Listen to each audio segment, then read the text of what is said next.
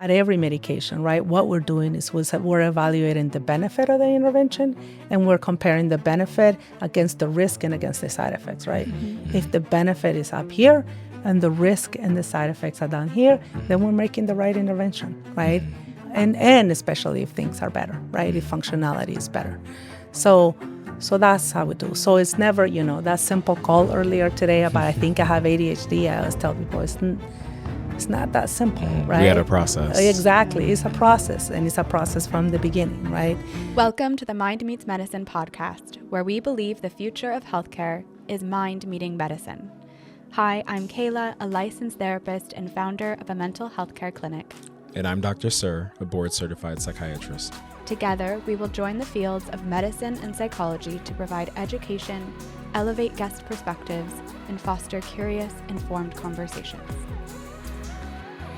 The contents of this show are for informational and educational purposes only and are not intended to replace professional, medical, or clinical advice.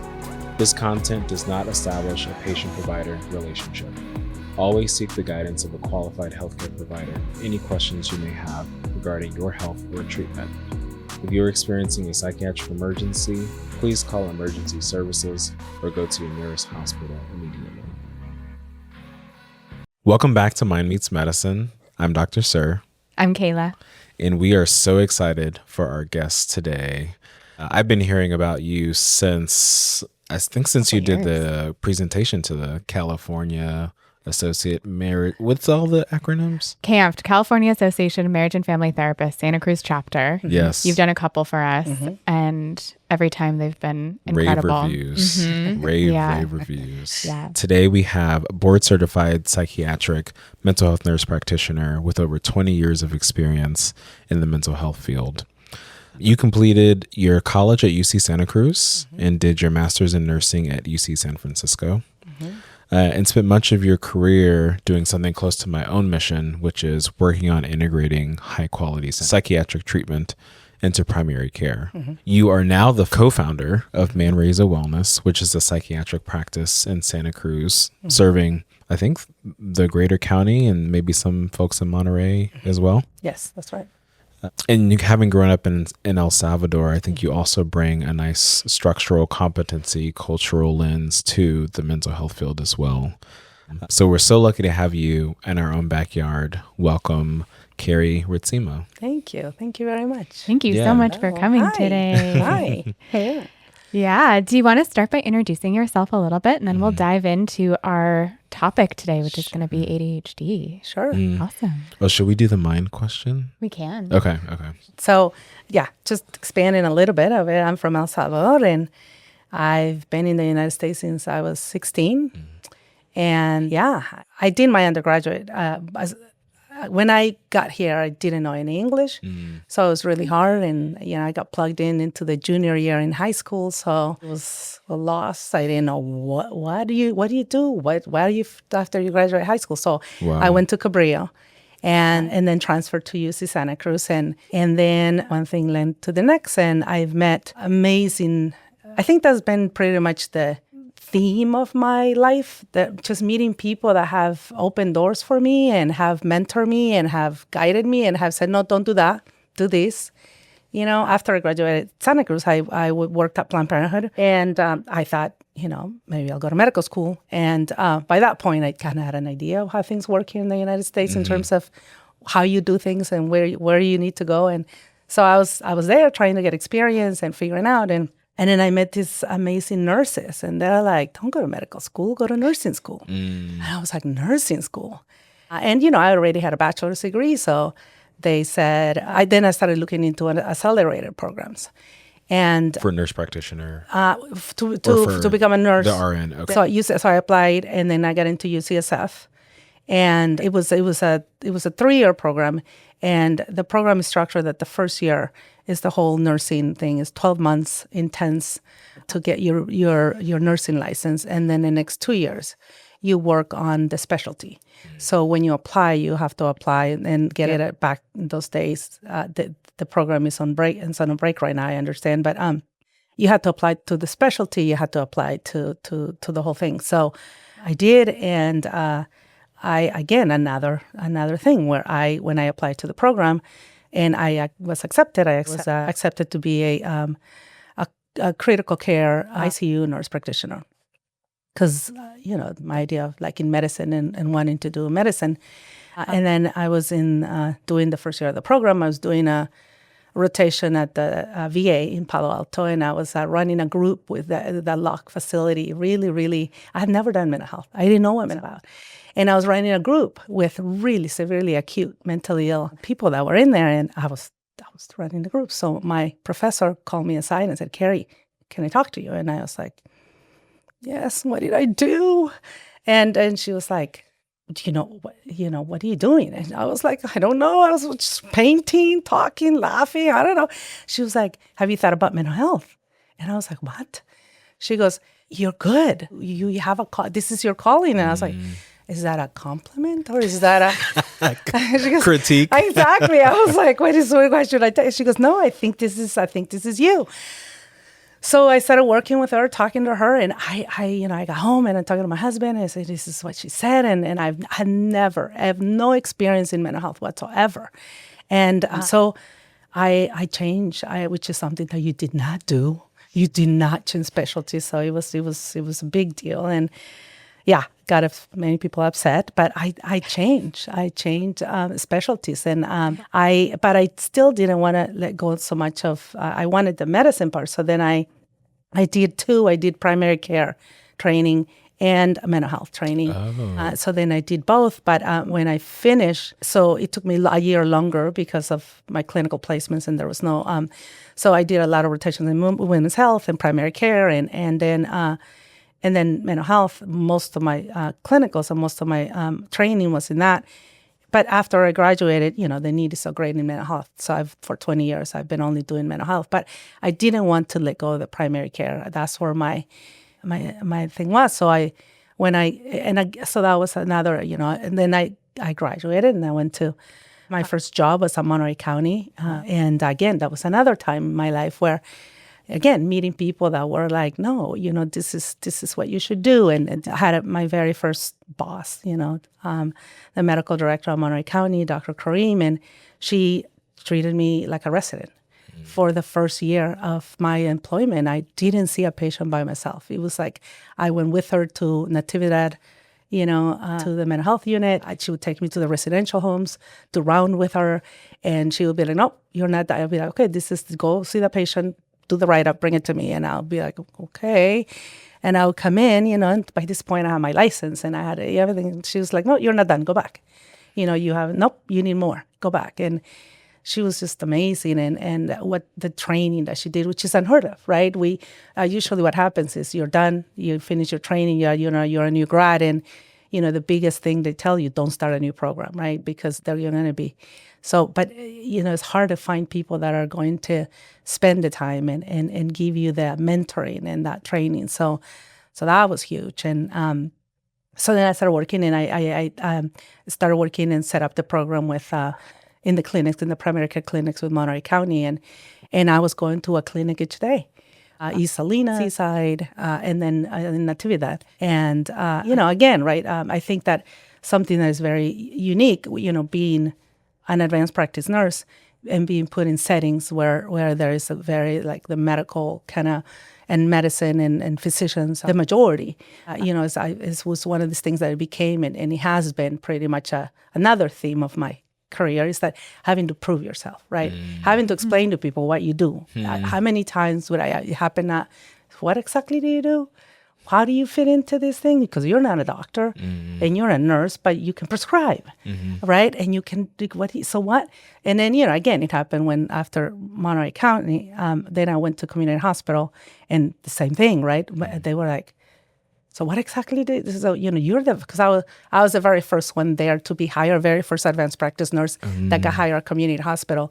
So they're like, these are colleagues, not patients. No, these are administration. So it was administration and also colleagues, right? Okay. Like, so what? So wait, you're not a doctor. So, so again, it's been just a lot of this is what I do. This is how I do things. This is what I can contribute. This is how I fit into this, and just finding out also how to fit into systems, right? So that has been another big theme of that. And so I worked at Monterey County. Then I got recruited and I got hired at CHOMP, Community Hospital in Monterey Peninsula, and I did outpatient primarily, and then inpatient. I used to help in the unit, mental health unit as well.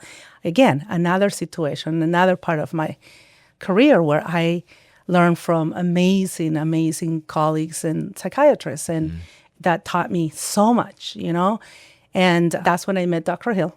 Rina Hill, who is it's an amazing person. And yeah, we worked together. And then I got recruited by Sutter in Santa Cruz, so I didn't have to commute anymore. It was great. And again, I was recruited because they also started an integrated primary care program. So because I had done it before and I had been in practice for so long, and a really good friend of mine who was one of the instrumental people to set this up, Stephanie Kent, she said, you need to come do this with us. And then I did that. And again, I was going to a couple, 3 different clinics at different days and work very closely with primary care, nurse practitioners, primary care physicians, physician assistants, into just the idea of just being right there, being able to do the warm handoff. Hey, you go see Carrie. You got to talk to Carrie, right?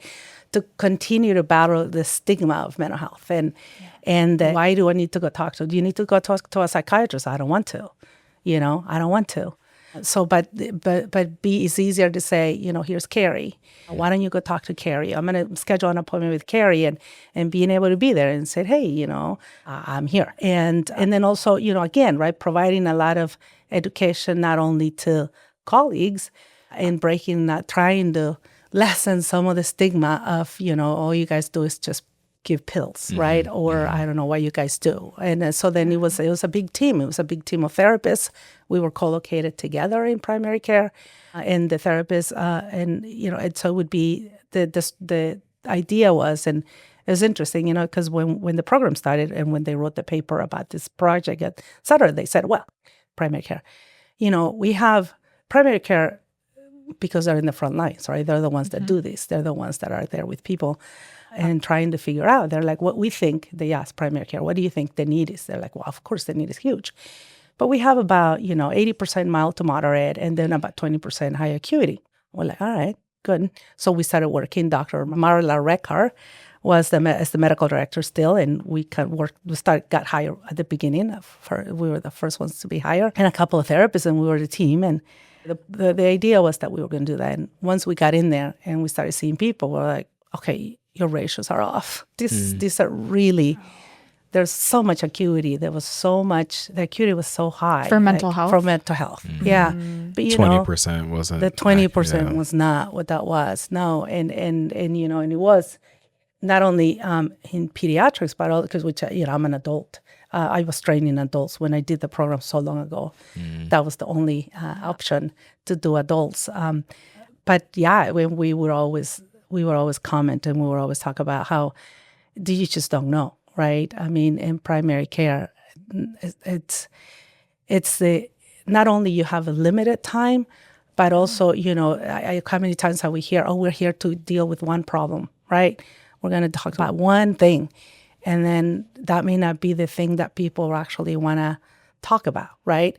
Or they may come in because they think that, they have high blood pressure and then they're severely depressed, right? But, the 7-minute appointment because you're running an hour late and there's so many things, your in-basket is completely full and all of these things that are just the stress of primary care in that system, right? So there's not space to be able to sit and spend 30 minutes minimum talking about, depression, right? Or anxiety or data because they don't even know that that's what's going on, right? So it's a well-intended setup and program, but, there's so many challenges to it, right? And I think that from everywhere and everybody. So that was my work for almost 7 years. And I think the podcast that I watched that you guys did, and I think it was with Dana, and I think you were talking and relating to Dana about just the burnout, right? The level of burnout and how quickly you can get to say, oh my God, this is so hard. The work is hard, but the logistics are hard. The rules that, you know, that necessarily don't apply to you, but you must follow because you're within a system. So that got to be, you know, and hard. And then this other opportunity came again from one of my mentors, Kathy Johnson, who is an advanced practice nurse herself. And I met her in my training. That's how long ago I've known her. And she's like, you know, I really think you should do this. This is the time. So I went back to Dr. Hill and I said, you know, this opportunity has come up. Would you partner up with me? Would you do this with me? And the original idea was to open a partial program because in Santa Cruz County, a child and adolescent, which I don't do that, but I've been in mental health and you know, and long enough that I knew that it doesn't exist. It just doesn't exist in Santa Cruz County or any other county, right? Like, I mean, before Ohana came, there was nothing. So I wanted to do that. So she said, of course, I do that with you. And then Kathy Johnson, this thing happened. And I said, let me do this private practice first. And then I'll have the foundation, then I'll have the structure, and it'll be easier to do that. And Dr. Hill was like, okay. So she has been my amazing partner in this project. She is the medical director at community hospital, so she's very busy. So she has an administrative role only and a clinical mentorship and supervision. But she is part owner. She's the majority owner of the practice. And without her, I couldn't do what I do. Manresa Wellness is an outpatient practice. It's the whole idea is to be able to be there for when people want it, when people need it. You know, I have worked in so many places, right? That, oh, your next opening is 3-4 weeks out. Oh, you know, she can see you, but it's going to be 3 weeks out. So that has been my experience. So that's 3 months. Or 3 months or 6 months, right? Especially for young people. So it can be that much. So I didn't want that, right? So I was like, how do I set up something that, and we get calls all the time, right? People need to be seen. When is your next available? Like, I'll see you this week, right? I'll see you this week.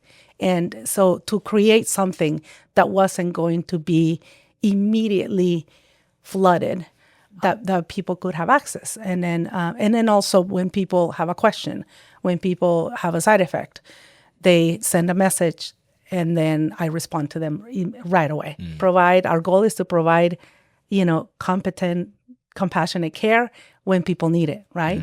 And then to work within, continue to figure out how to work in collaboration, whether it's a primary care provider, whether it's a specialist, which I still want to know how to reach neurology. That is the one that I can't, right? I don't know that I got the special sauce for that one. I know. Yeah. It's this challenge of like, I'm seeing this is, you know, like, anyway. So many other disciplines, therapists, of course, probably the highest discipline, the discipline that we collaborate the most. Most of our referrals come from therapists or primary care, or, you know, people self-refer. We're at a network with insurances. Of course, we don't have the building full of billers that can hash it out. So we are at a network for all insurances, but we do courtesy billing. So we have a system that no charge to the people that we see, where we submit electronically on the day of service the super bill to the insurance and they get reimbursed. So, you know, it works. My left brain, my left hand is Lori Hood. She is an amazing friend that without her, I couldn't do what I do. She does reads them a small print and makes sure that we're following the rules and finds out what rules we need to follow. And then I focus on the clinical piece and the development a little bit. So, you know, this is our team. Beautiful. And that's what we do. And you know, we try to I think that's the goal. Wow. Is to be there and to listen and to help people figure out how to have symptom improvement. I always tell people, right?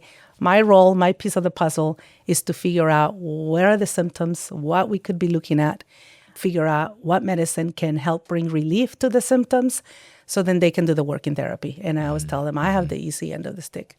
All I need to know is maybe what receptor I may need to hit just so you can sleep, just so you can breathe, just so you can, be able to sit and your brain can function again and can stabilize so you can do the hard work in therapy, right? And that's what I tell people all the time. That's what I see. That's what I see my role being. So, yeah. So, what was your lead in to kind of developing more of an expertise around ADHD? Was that something that you automatically had an interest in, or was that something that the community needed from you? So, it's interesting because working in primary care, right? Oh my God, talk about stigma. Oh my gosh, what? Stimulants. And there's this scary thing. I was lucky enough. Again, another person, right, in my life, in my training, in my career, right when early in my career, I met Dr. Joseph Green. He is a child and adolescent psychiatrist. He's retired now, and I did a year in his private practice, and he is the expert. He is one of the experts, and he taught me so much. He taught me, and then he would do it in children and adolescents, which is not my thing. But I learned from him a lot, like anything we do in mental health, right? I think that the biggest thing is figuring out what is happening, what are we looking at, right? I remember learning that, and you just have to have a really good, the best guess you can within an hour and a half of meeting the person, kind of have an idea of what's going on, and you go from there, right?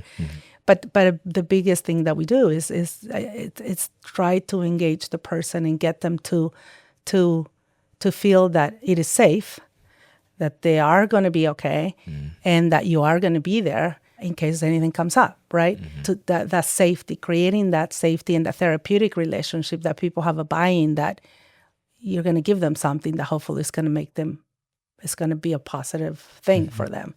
So, and it's very true. But I think that ADHD, what happens with that is that there's just so much, no, it cannot be that. No, because of the medications. The medications are this. There's so much misinformation and disinformation out there about what these medications are. And also a lot of, because of what they are and because of the high risk. But it doesn't have to be that medication. We don't have to treat that. We don't have to use, that's just one option, right? There are many other options. And some options that are non-medication, right? There's a lot of people that benefit from working with a therapist that is trained into how to help that brain come up with strategies that are going to help when the help is needed. And that's probably a better deal, or the combination of both, right?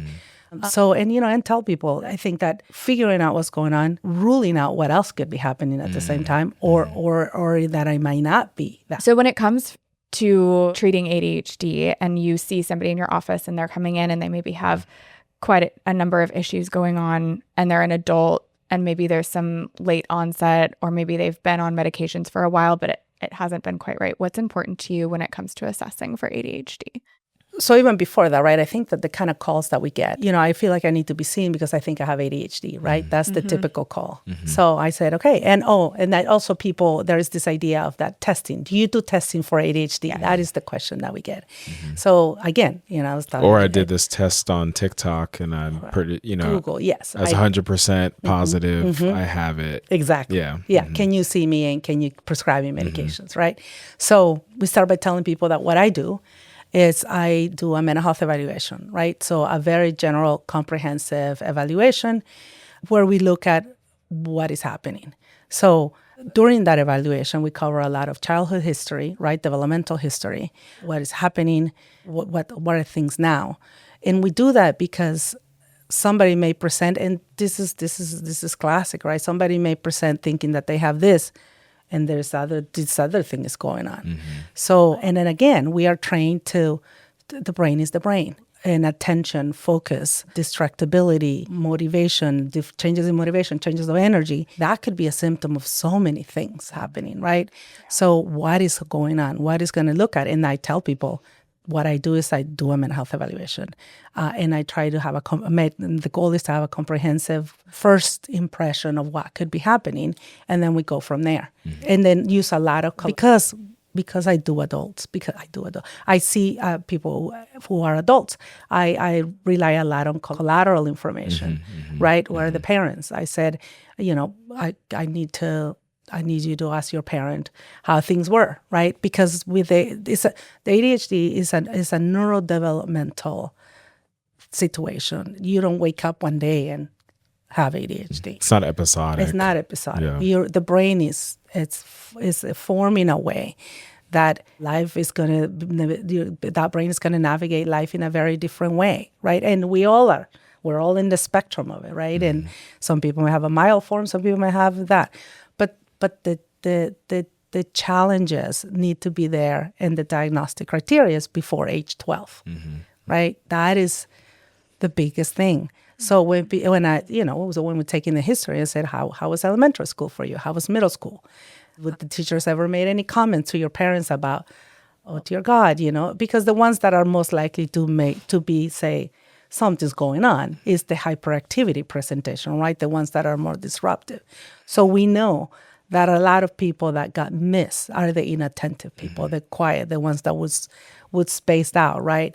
A lot of women too, and girls, like later in life, I think have come to realize, even for the benefit of social media in a way, that, I think I do have this going on and it never got diagnosed, but I know that I have time blindness, for example, or I know that I, as a kid, couldn't keep anything organized, but I did okay in school, or, I was never sent to detention. And so, I got passed along, and then... Right. Because I tell people all the time, it has nothing to do with intelligence. And the higher functioning the brain is, the better it's going to compensate in other ways, right? Yeah. Or the more support the parents are going to need to provide. And I always ask, how much help did your parents provide in doing homework? Right? I always say that.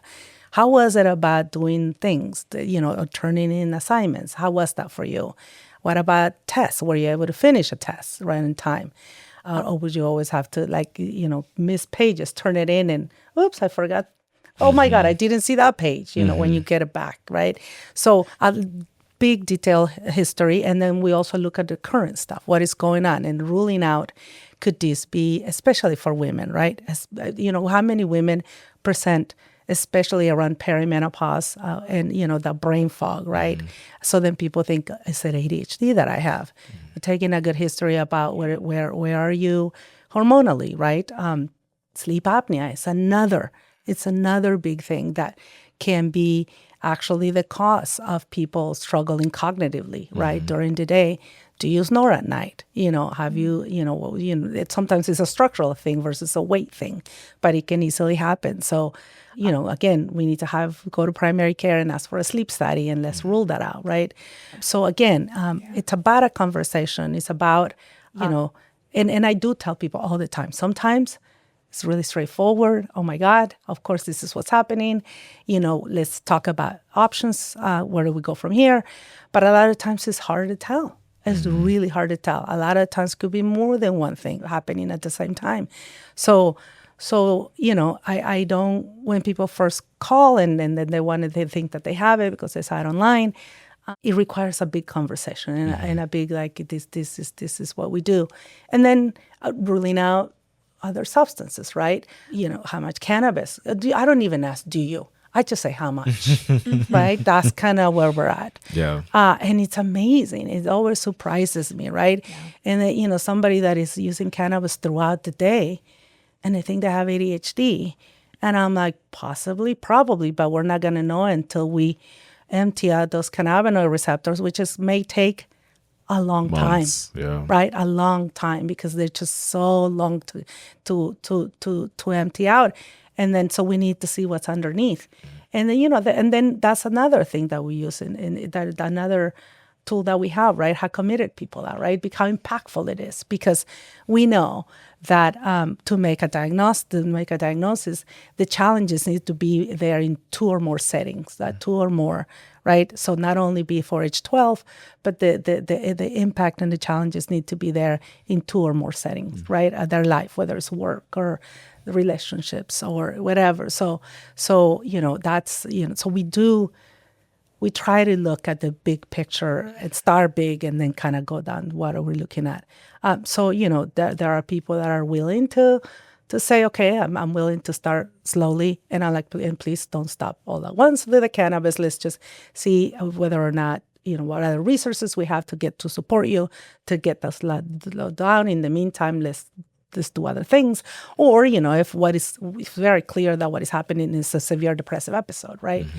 Which impairs concentration. Absolutely. Yeah. It does affect that part of the brain, right? Which is, I tell people, so we need to treat that first. We're all trained until you treat the mood disorder first, and then you see what's left, right? So it may, and a lot of the times, most of the time with what we do, it's very unlikely that this is what's going on. And that's the only thing. A lot of the times we need to take care of other things before we can get to see what's underneath and all of that, right? Because when we're adults, we have a lot going on. What I have appreciated from social media and these kind of like questionnaires or polls and things is that it's a language that brings people in to treatment. And there are so many times that people come in and they identify with the symptoms in whatever assessment or whatever they identify with, and then we uncover something else.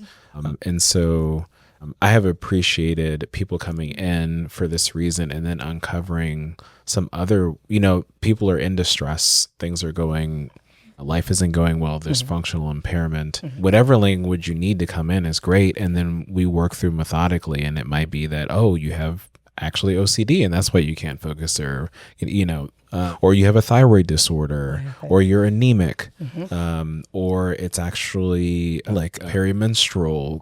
There's so many different factors. Or hypomania. Yeah, or bipolar. Yes. You're like, yes, great. Yes. Right. So I appreciate how you're describing that the most important part is getting a full evaluation. The symptom checkers or the screeners aren't going to assess for substance use. They're not going to assess for developmental history. That's why it's important to see a licensed clinician and work through those things. I also think a rule out is PTSD and trauma symptoms and ADHD.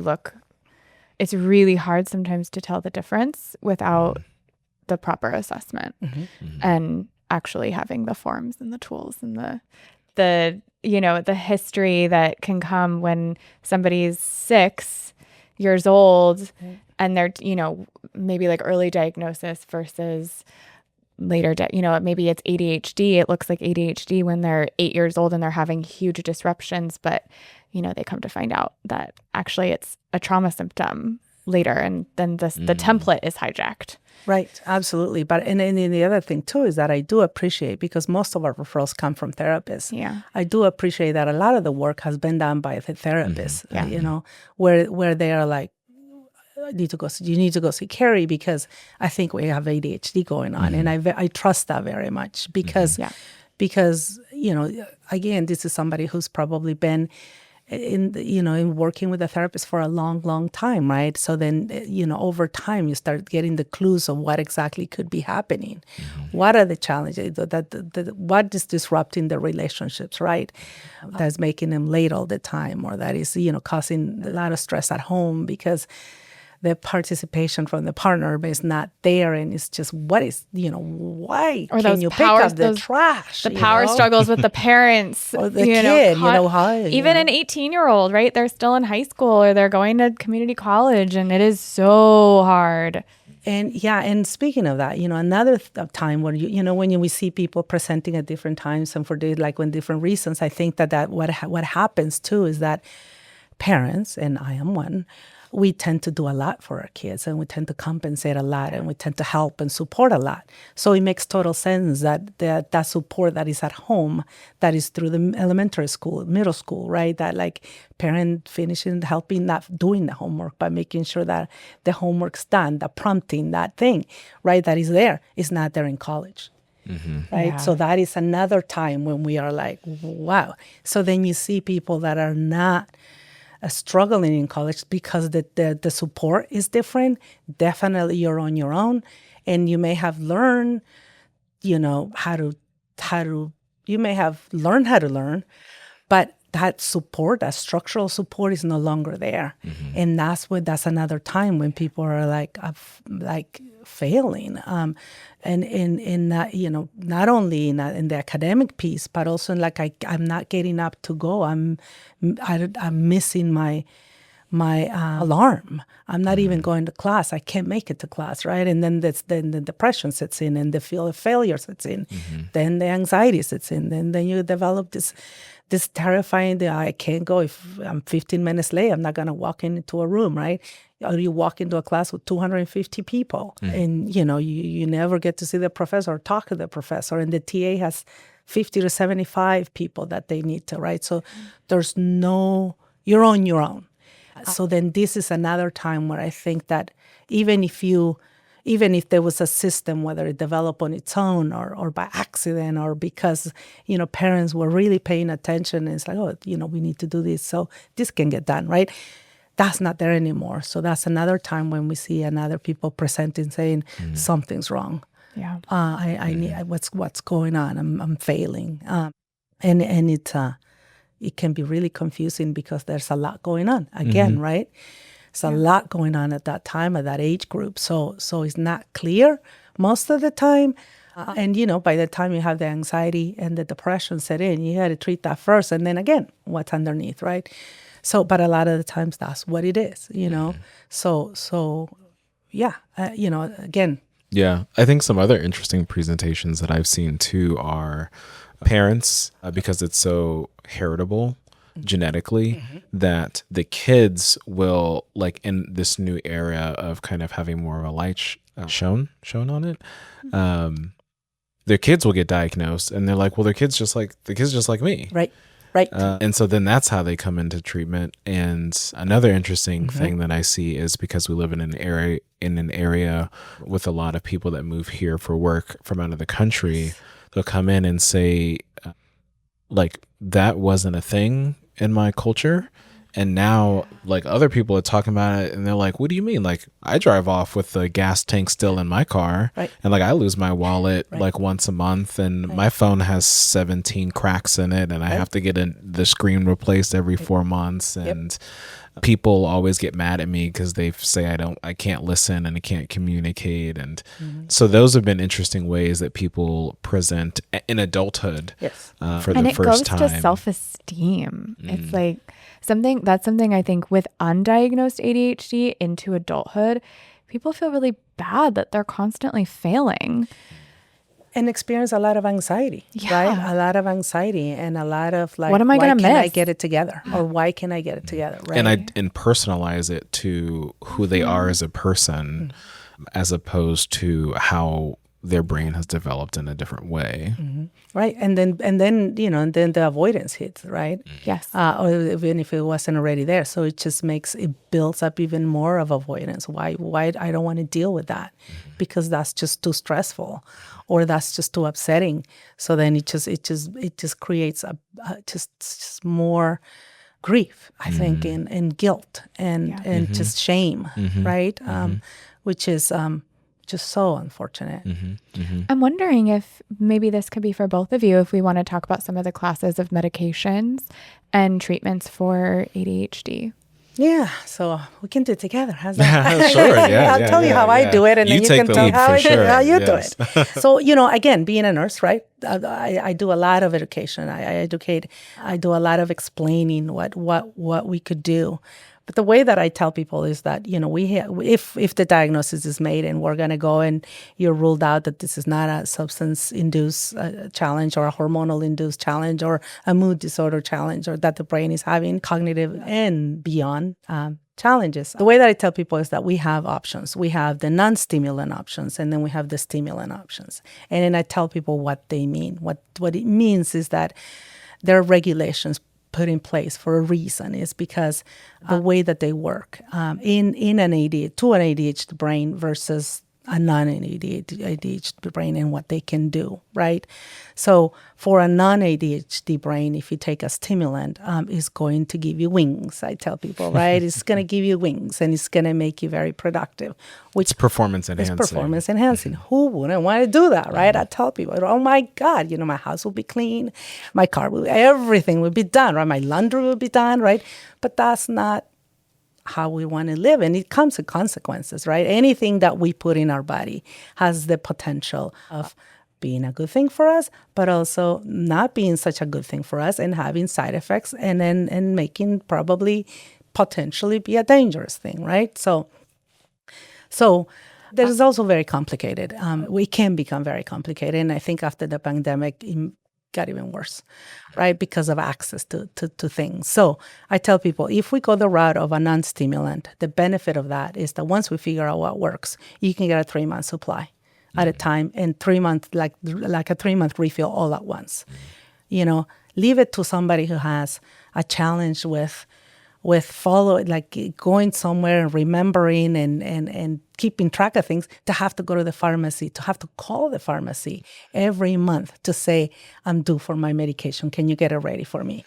Then you got to get that thing. Your medication is ready. Then you show up to the pharmacy and they're like, oh, it's back order. Mm-hmm. Or no, we can't get it. We need to get it one day before it runs out. But if you come 2 days, it's too soon. You can't fill it. And we should preface this with, there is like an Adderall stimulant shortage. The stimulant shortage in the United States. Yes. Since the pandemic, I think, since 2020-ish. That's when it probably got worse. Yeah, that's when it became more Yeah. magnified, and for many reasons, right? And going back to what we were saying earlier, and I think that's something that I forgot to also. When I'm assessing somebody, I ask them, "Tell me about what your day is like. You get up in the morning, and what happens, right?" And I do that pretty much with anybody that I see, because I want to know what their day looks like, and because then I'm assessing how much screen time do you actually have. Right? Because I tell people our brains have not evolved to sit in front of a computer all day long, right? And then working from home.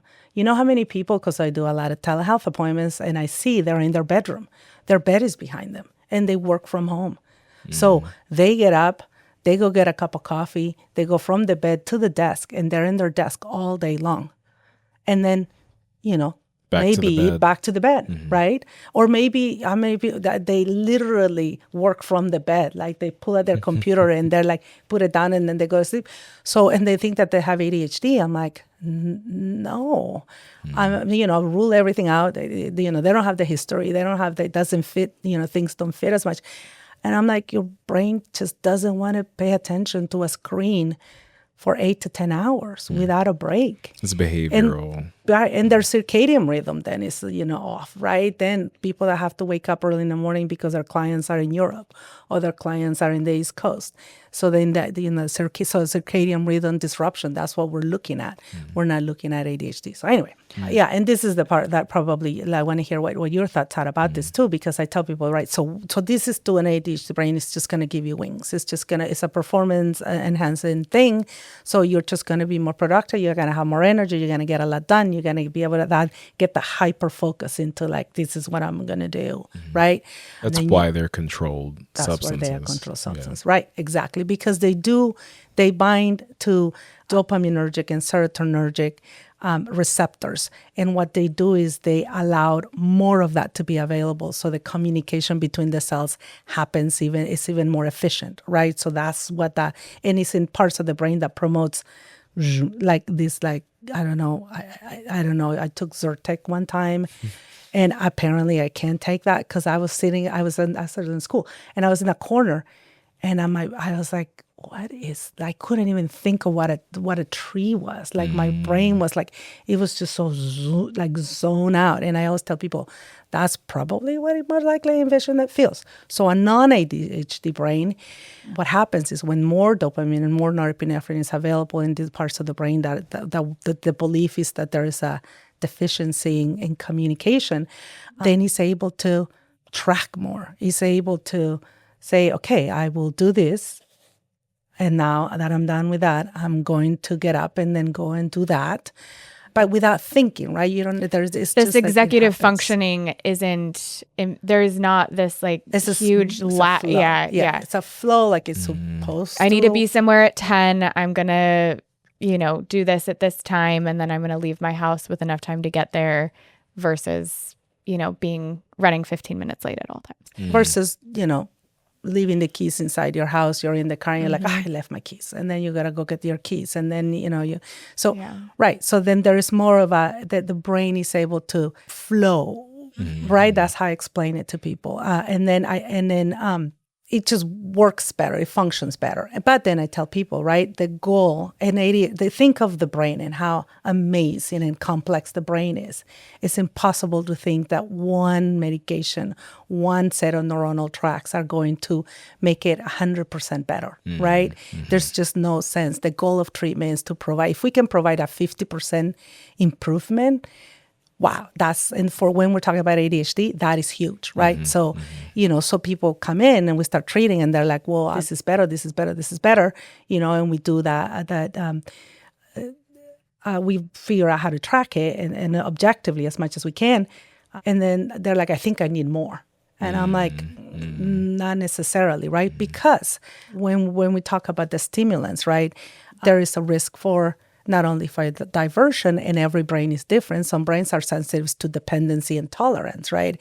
And tolerance for us is tricky because, and we see it with stimulants, we see it with other medications that are also very challenging, like the benzodiazepines, right? Those receptors are sensitive to the more that effect that you had initially of treatment that was great over time diminishes, and then you need a higher percentage of receptors to engage to get that same result, right? That is tolerance.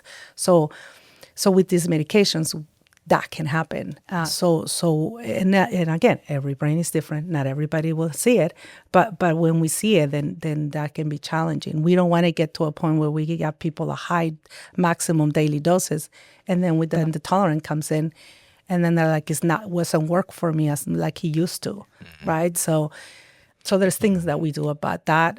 But anyway, so back to the options. So we have several medications that are non-stimulants that are really helpful. And it's hard because once that somebody has tried the stimulants, I tell people, think of a stimulant medication. It's like you have a headache. You take ibuprofen. 20 minutes later, you're like, oh, my headache's gone, right? Sometimes it can be, that's how they're designed to be. They're on and then they're off, right? The non-stimulants, you have to take them. The improvement is subtle, and it can take up to 2 weeks to start noticing. And then the way that the brain, it's not like you wake up one day and the sky's part and then the brain is better, right? Because the brain is so complex, and you get up, you wake up, you get up, you shower, you get your coffee, you make your breakfast, you get everybody ready. So that's how the brain functions, right? So I tell people, when the brain starts getting better, it's going to keep functioning, and it's going to function just better, but it's not going to say, oh, I'm better. So I tell people, the way that I tell people is people look better before they feel better, right? When we're treating mood disorders. So when we use the non-stimulants, it's the same thing. People are better. They're gonna be perceived better by the partner, by the family, by the coworkers. Like, oh, you haven't bugged me. You haven't been bugging me. Like, are you okay? That one that keeps talking, or I won't stop talking. And like, you haven't gotten up from your chair as much as you were doing last week. Wow, and that's what I tell people, that the improvement is subtle, right? And they may not notice it, but other people will. With the stimulants, because they're so fast acting, right? You take them, they get absorbed, they get to the liver, they get to the brain, and then boom. They're like, I tell people when we first start working, I need you to pay attention of how soon you're going to notice that the things they feel better, how long that feels good, what exactly you notice, right? And any side effects. And then the biggest one of all, how's your sleep, right? And the second biggest one, or maybe the bigger, even better, the sleep, how's your anxiety, right? Because when we start treating somebody that has ADHD, it's classic that they said, oh my God, my anxiety is better. My anxiety is gone, right? And I can sleep. I can fall asleep. I've never been able to. I've always had challenges of falling asleep, and now I can say, or I can take a nap if I want to. Right? Oh my God, I've never been able to nap, and now I can. Right? So that's kind of how we see. Which is such a testament to how much compensation is happening and accommodation, right? Like not being able to trust yourself to not leave your keys in the car or to remember to do something, and the mental load of having to keep yourself accountable all the time. But I also remember learning that when it comes to continuity of stability is actually really in important. The long term is better for the brain. When it comes to ADHD, is better for the brain, right? And I tell people so. And then also when we first start working with somebody, we want to figure out what is the best dosing, what is the best medication. So we really need people to take it every day, no matter what, right? Because we're trying to assess. And then when they're okay, and everything we got figured out, they know what works the best. They know that the side effects are probably none there or very tolerable and things are going well. If they're going on vacation, they don't want to take it, especially the inattentive kind of or the combined type. If they're okay, then they don't have to, right? If it's up to them if they want to. But when we started working with somebody, or when again, right? Because all of it, the reason why they're there is because it's so impactful to their functionality, so and to their lives, right? So we want to create. The goal is stability, and the goal is not perfection, right? Because what is that? So we also work with what are your goals? What do you want, right? So a lot of the times, and it's not uncommon for the partner to come in, and they give their, I always like to say, what do you notice? What do you think? What are your thoughts? Or the partner's the one making. Or the partners, absolutely. They're the ones that send the person. Because sometimes the person with go get help. Yes, sometimes the person with ADHD doesn't know how it's affecting the functionality of the household or work, right? It's like this is the norm for them, and so it's always been that way. It's always been that way, yeah. And so I think there's a real vulnerability in a partner saying like, no, you have to go. I'm like, it's not going to be. For most people, some people it is, but for most people, it's not going to be like the limitless pill where like all of a sudden you're transformed into this like brainiac. But what I say is that almost, I think the last time it's like 90% of people will have a 50% reduction in symptoms, but almost no one has resolution. And so what I say is that what I expect you to experience, or what people have told me, is that they're just like getting through the day, if they kind of have some terms of science, it's like less friction. So it's not that all of a sudden they can read 3 times as fast. Right. No. But they can sit down and read for an hour or 2 hours instead of 5 to 10 minutes. And there's just less friction of them trying to use all of their life force energy to keep their eyes on the page, moving from word to word. And so I try to put it in terms of whatever makes sense for their occupation or school. But that's kind of how I counsel about expectations from whether it's a non-stimulant or a stimulant being having a greater effect potential than the non-stimulants, but also being more logistically difficult and some more side effect risks. Absolutely. So, the medically, right, you always have to rule out any family cardiac history, right?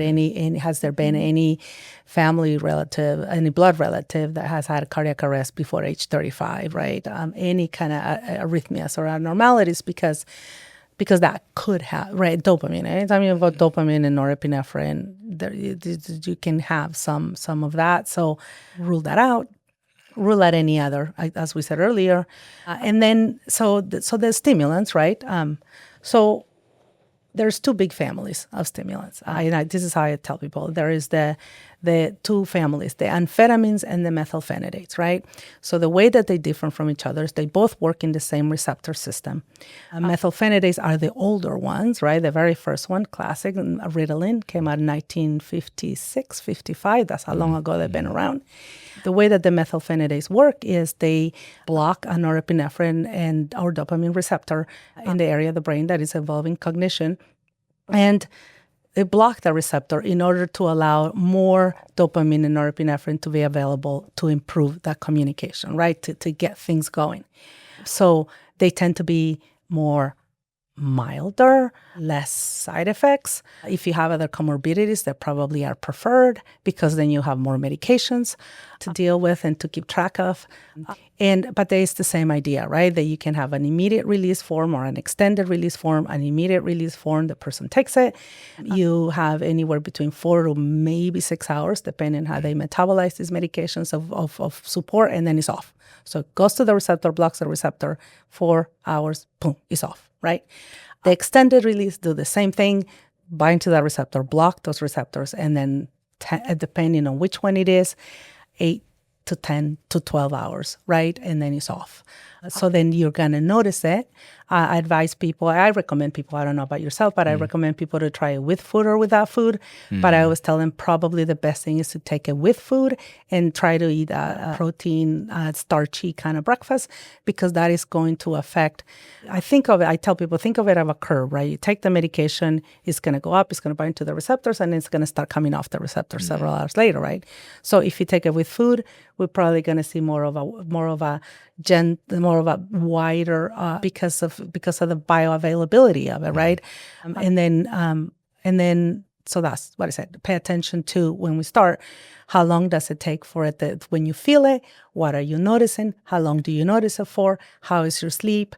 How is your appetite, right? We may see some decrease in appetite at first because these medications may make you less hungry. So we need to make sure that you have reminders to eat. Somebody that has keeping challenging, you have to set reminders to eat. And if we see some weight decrease at first, that's not sustainable. It does come back afterwards, but at first we may see some of that. And then you have the amphetamine. So the most common, most popular, the one that everybody has heard for forever, and the methylphenidates is Ritalin, right? That's the oldest one. And then you have several of them. There's so many different. I have this great table that I have my resources on my desk, and I have this table because I got to look at it every time. And still new ones coming out. Still new ones come out all the time, so about how many options we have, right? But there's some generic options and then some branded options. And then you have the amphetamines, right? The amphetamines, how they're different from the methylphenidates is that they do the exact same. They would block those dopamine and norepinephrine receptors to allow more, but they also allow more dopamine and norepinephrine to be released. So that is how they're different. That is why they are more, I don't know what's the word that I would say. They're more... Potency isn't the right pharmacology, but it's the best way to describe. Yeah. Right. So there is more of it, right? There's two mechanisms to do the same thing as opposed to one. Exactly. You increase dopamine and norepinephrine more. There's a higher percentage of these two molecules, right, available very quickly, right? So they're more... They tend to probably have more side effects, as you can imagine, because of that. But people notice them more, right? So Adderall, came out in the 90s, I think. I read the history of it, and then I always forget it, how it happened. But the most common in the market, the one that everybody, Addies. I just saw something on the video. Take an Addy. And I'm like, oh my God, you see that, right? Please don't. I'm like, please don't do that. So they're the most high probability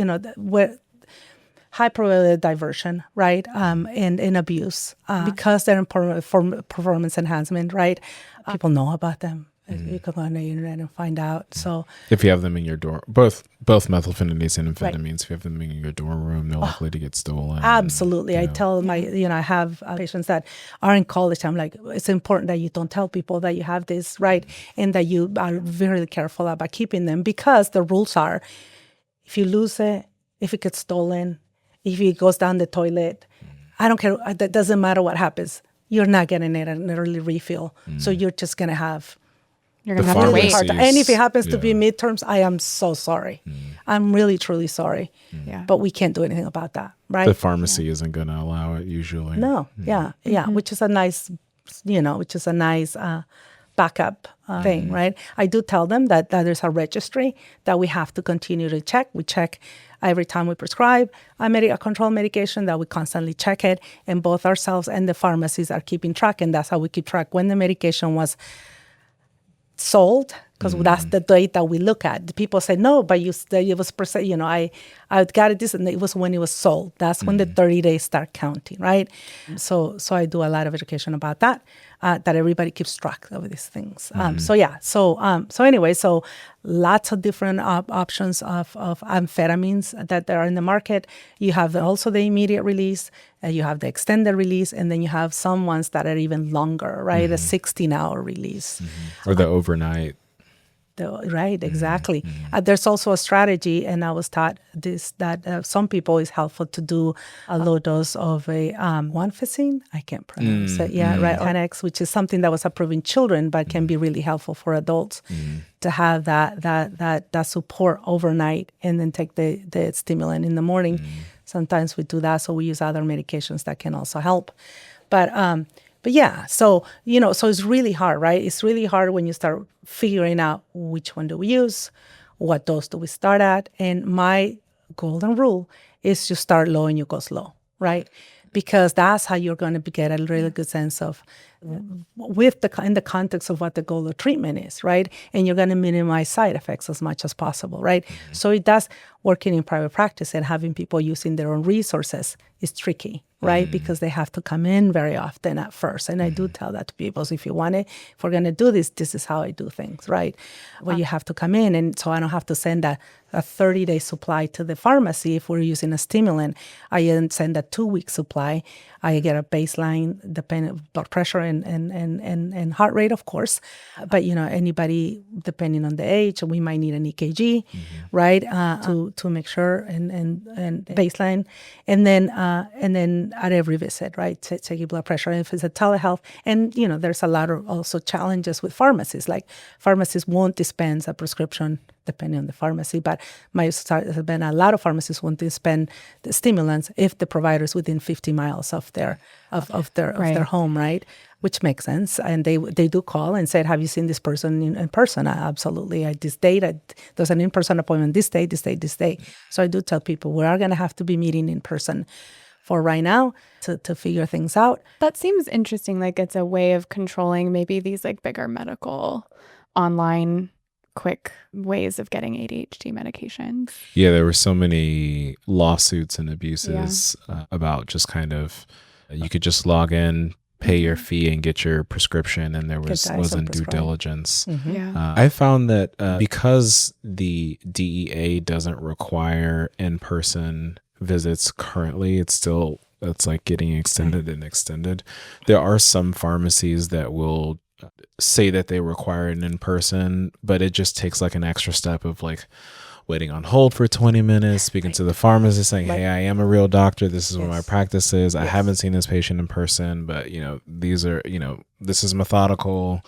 Please follow the orders. But there's a lot more logistics with stimulants on both ends of the relationship. And it is up to, because there's no standardized protocols. I don't think that I think that they has left. I think that even the 50 miles, like all of it's kind of made up by whatever pharmacy. Because I think that what is happening now is that it has been left in that system has been left up to the discretion of the pharmacist, because it's their license, right? So they come up with their own rules. We just had a call in our practice this weekend.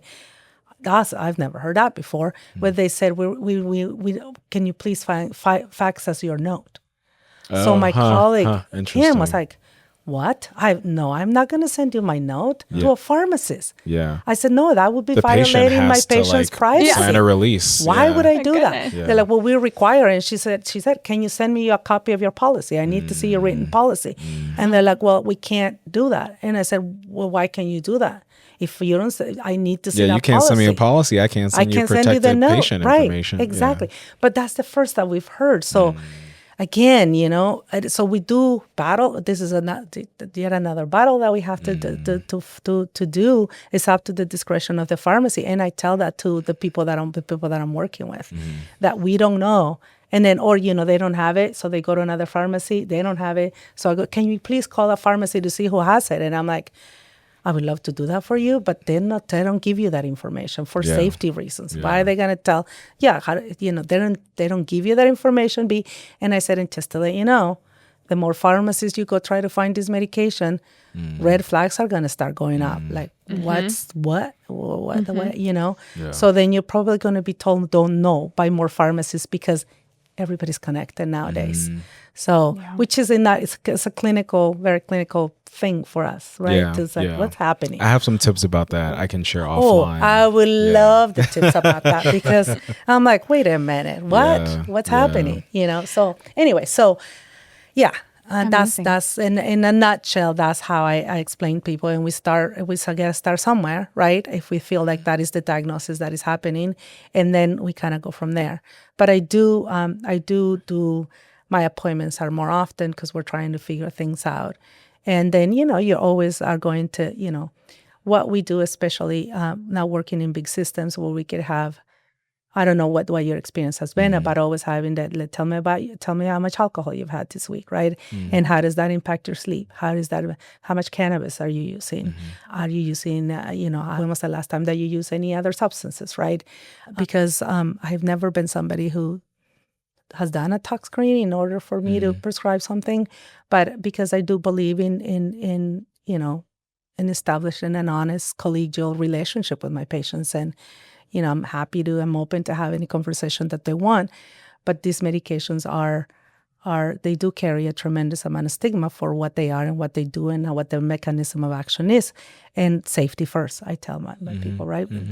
I like to keep you safe. So the more I know of what's happening, the safer I'll be able to, and the more things I can keep track for you. But if I don't know the whole story, then I can't guarantee that we will have a safe, that the safety cannot be guaranteed. So that's how I approach that, and that's how I have a conversation with the people that I'm working with. Because I'm not the police, that's not my job.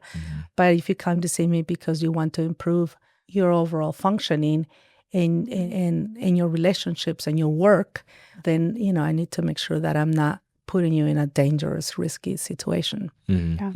One thing that I was wondering about you is I wonder how you decide, or like how you navigate managing some of the side effects from using stimulants. So I'll have therapists or I'll have patients come in and they say, oh, I tried this and like it was horrible, and so I just can't take these medications. And so I'm like, well, what happened? Did you lose your appetite? Could you not sleep? What formulation did you take? How did you navigate timing? And they're like, oh, no one's ever asked me those questions. I just tried it for a couple days and had a panic attack or stopped eating, and so I realized I can't take them anymore. So I was wondering if you could just touch on that aspect as well. I think that would be useful. I think that my experience has been the same, right? That people come in to see us because they've tried or because somebody else, they had an experience, whatever it was, whether it's in primary care, which is highly unlikely, but whether it was another practitioner. So exactly asking the questions, right? What was happening? Getting as much information about what was the context, like what was happening? What was the dose, right? What type of medication was this? So then, and as you know, in the United States, there's no standards of where to start, where to begin, where to go, what's the next step. The UK does have like a more prescribed algorithm. Exactly, like an algorithm. Here is like just whoever trained you and however you learn, that's gonna you whatever how comfortable you do it, that's how you do it. Yeah, I've been told multiple different ways to initiate. So yeah, So it's all about what our experience has been, right? That's how we based where we're gonna go and where we're gonna start. So asking the questions, listening, right? And then again, start low and go slow. Well, that's how I do it. I tend myself, if we're going to go the stimulant route, I tend to start with a methylphenidate and see how they do with that. And then, and then depending on how they do, if we're not getting the improvement that was expected or we don't like, then I switch to an amphetamine. And then if I'm going to do an amphetamine, I'm probably going to start, probably with Vyvanse, lisdexamfetamine, and then again, start slow. It's going to take more time, but I think that we're going to minimize the side effects, right? So taking it with food and a protein, starchy food, drinking water, right? How much water are you going to drink? Are you remember that you drink to water? So, and then, most times than not, by starting at a low dose and going up on the dose slow, we tend to anticipate and minimize side effects. But the side effects that you were saying, right? The headaches, the jitteriness, the dry mouth, the increase in blood pressure, right? Increase in heart rate, which is something that can happen. So that's the importance of monitoring that. Which long term, if not monitored, does increase risk of cardiovascular disease and mortality. Absolutely. So that's important, even if people are stable on medications, to know to still monitor vital signs, blood pressure, heart rate. And depending on the age and EKG. Right? Yeah, exactly. Yeah, absolutely. Exactly. Yeah. But, and again, right, the lower the dose, probably, the likelihood that we are going to stay safe the longest, right? But everyone's different. Every brain is different. Every situation is different, right? So, again, I always tell people the goal at every medication, right? What we're doing is we're evaluating the benefit of the intervention, and we're comparing the benefit against the risk and against the side effects, right? If the benefit is up here and the risk and the side effects are down here, then we're making the right intervention, right? And especially if things are better, right? If functionality is better. So that's how we do. So it's never, that simple call earlier today about I think I have ADHD. I always tell people it's not that simple, right? We had a process. Exactly. It's a process, and it's a process from the beginning, right? And it's that we need to account for a lot and look and explore and ask questions, and then we go from there. And I think for people that are nervous or read a lot online about some of the negative things, sometimes in the beginning, I might do more counseling to say, if we're starting with a long acting, which I usually start with long acting, but some people prefer to start short acting. I say, if you have sleep issues, we can mitigate that by switching to a different long acting that doesn't last as long, or by switching you to short acting. If you have appetite issues, we make sure you eat before you take the medicine, and then you have a whole meal in, or we switch to short acting and that wears off by the time lunchtime comes around.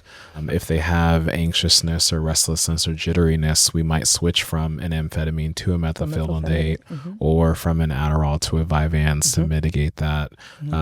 So yeah, I think you're doing a good job of just like communicating that there's so much flexibility once we're in the treatment phase that even though the medications can work really quickly, there's still some patience in finding what makes the most sense with your physiologic system, with your nervous system. Right. Absolutely. So it's not a one fix. Standard fix. Everybody doesn't come and get Adderall. Everybody gets Adderall, right? Yeah. No, it's not. No, yeah. And even if and there are people who do meet criteria for the diagnosis, who are very impacted but don't tolerate the medications, right? Don't tolerate these medications, and so we do go into the non-stimulant options, or it may be somebody in their 80s, right, in their 70s, who might be safer to go with the non-stimulant option. And the behavioral treatment, we had Sean Garcia on talking about neurodivergent care and therapy, and there's a lot, although it doesn't necessarily change brain function like therapy does for other mental health diagnoses. Because these medications are limited, there's still behavioral interventions and habits that need to be corrected. Right. And that's a great place for therapy, whether or not you take the medications. Right. Yeah. Absolutely. Yeah. Because if you have been working, if you have figured out to do things one way for so long, and all of a sudden you don't need to do all those things, then you got to learn how to figure where to go from here, right? Because nothing is 100% perfect, right? It can't be. It's not possible. So yeah. Awesome. Beautiful. Well, thank you so much. That was dope. That was awesome. Thank you. All right. We will include your information on our show notes. And yeah, is there anything else that we forgot to say or add for how to reach you? No, I think our website, ManresaWellness.com. Yeah. It's a good place to start. All of our information is there, and we're here. Perfect. Amazing. Yeah, we'll include in the show notes, and then we'll have to have you back on and talk about, you talked about mood disorders. I feel like that would be another area you'd want to, Happy to come anytime. Amazing. Thank you. All right. Don't forget, like, subscribe, follow. I'm Kayla. I'm Dr. Sir. We'll see you next time. Bye-bye. Bye.